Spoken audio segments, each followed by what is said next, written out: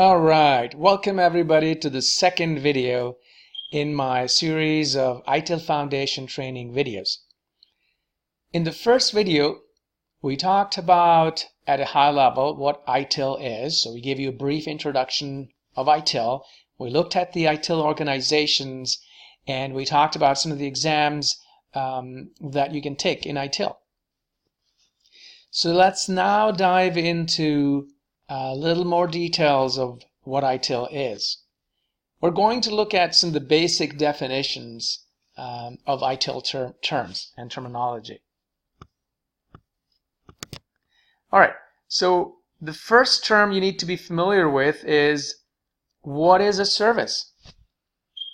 A service is a means of delivering value to customers by facilitating outcomes that customers want to achieve without the ownership of specific costs and risks.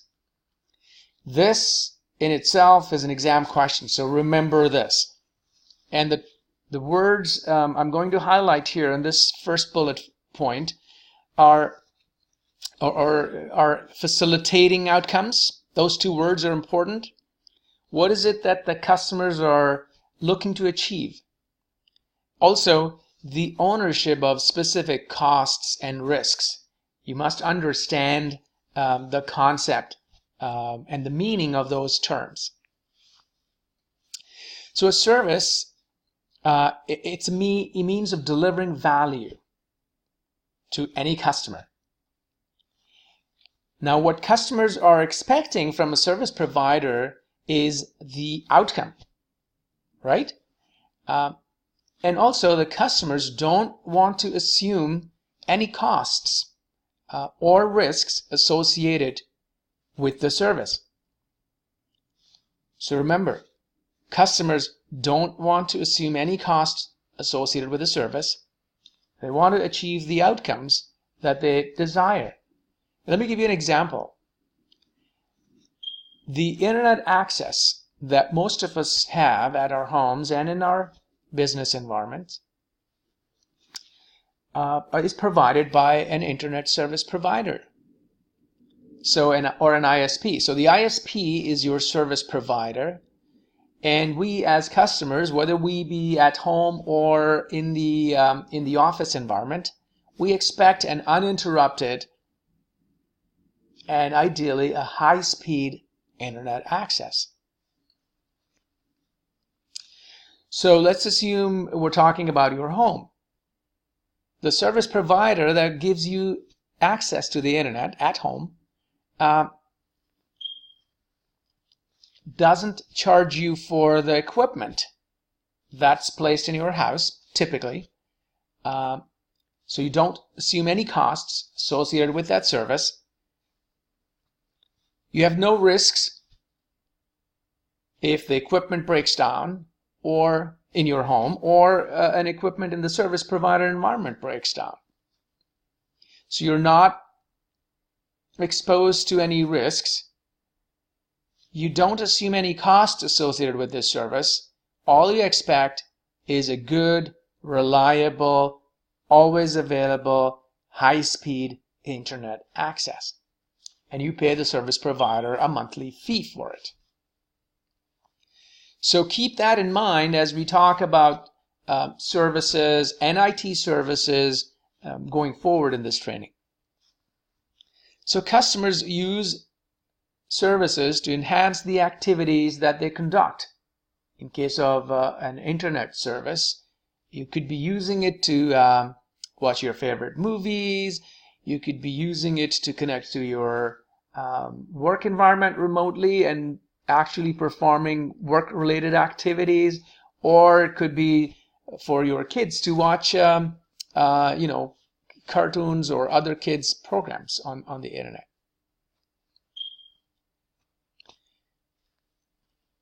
A service provides the means for customers and users to accomplish tasks that are important to them. The term outcome refers to the result of carrying out an activity, following a process, or delivering an IT service, etc. The term is used to refer to intended results, so keep that in mind. When we talk about outcome, we're talking about intended results, as well as to actual results. So that's what a customer desires to achieve, the results. When a customer acquires services from a service provider, and in our example, the internet access from your ISP, they expect the service provider to be able to manage these costs and risks on their behalf, allowing the customers to focus on the management of their business and the achievement of desired business outcomes. So you rely completely on your service provider to manage their business so you can achieve your objectives and outcomes.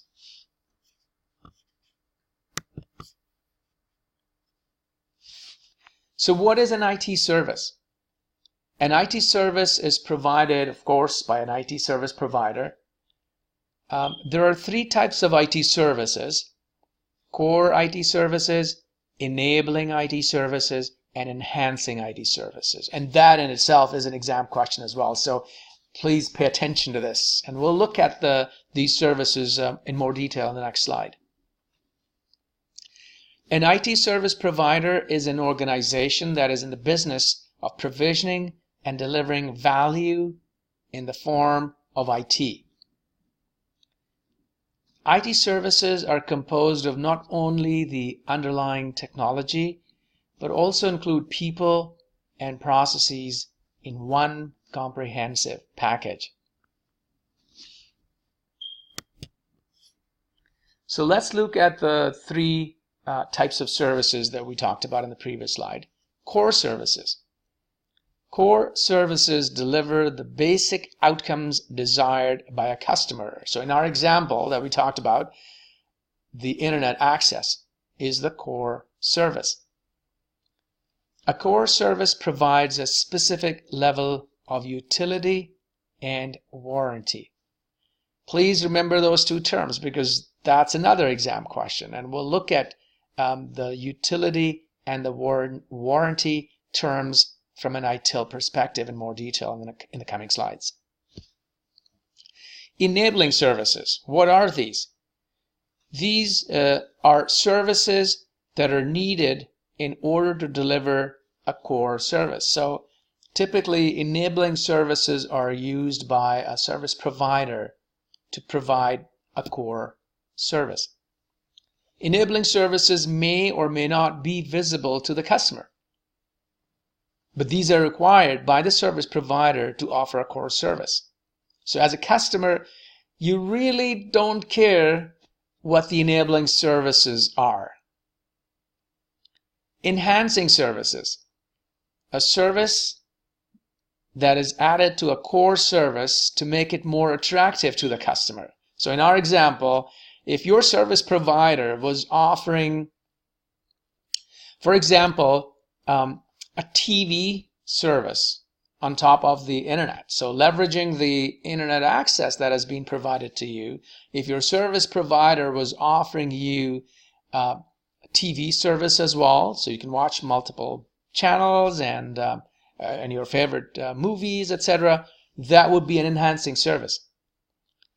These services are not essential to the delivery of a core service, but are used to encourage customers to use the core service. So if you already have my internet access, and if I was your ISP, I would like you to use my TV services as well. And some service providers are offering a landline phone service as well over the internet access that has been provided to you as a core service. Okay. Service management and IT service management. What do we mean by that? So a service management is a set of specialized organizational capabilities for providing value to customers in the form of services. And IT service management is the implementation and management of quality IT services that meet the needs of a business.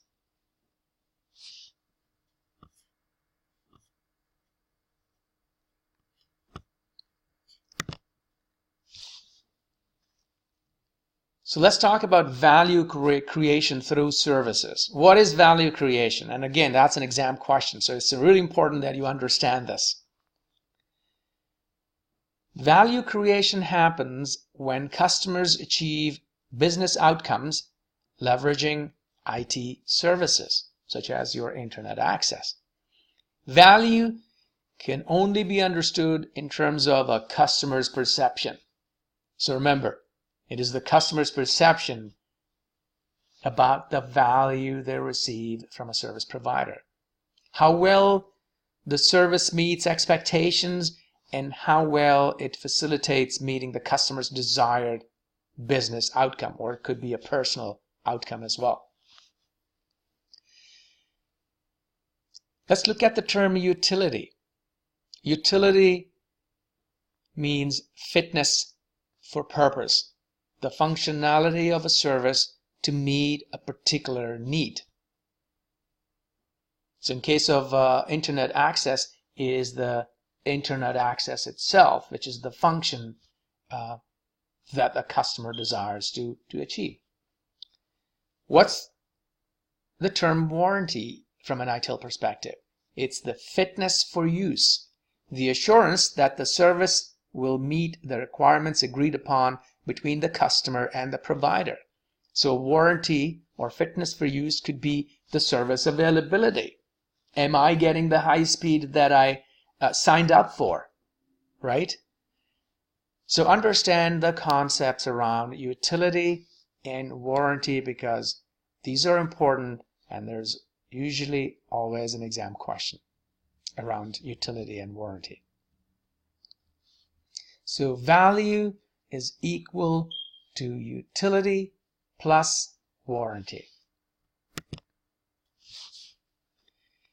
Utility is the actual visible benefit of the service that meets a particular need. The warranty is the assurance that the service will meet its requirements.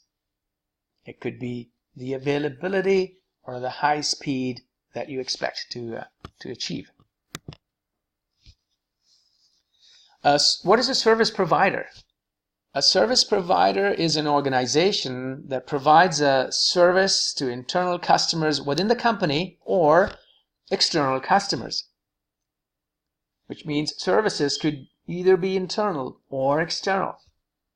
In our case, in our example of internet access, you are receiving the service from an external service provider because the ISP is not part of your company, correct? All right. What are the types of service providers? There are three types: Type 1, Type 2, and Type 3. Type 1 service provider is an internal service provider that is embedded within a business unit, within a part of an organization. So for example, if you worked for a big company within and in the marketing department, then you might have an IT support organization that's serving just your department. That'll be a Type 1 service provider.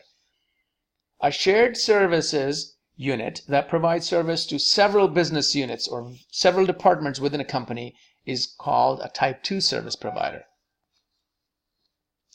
A Type 3 service provider is an external service provider that is concerned with providing IT services to customers outside of the company.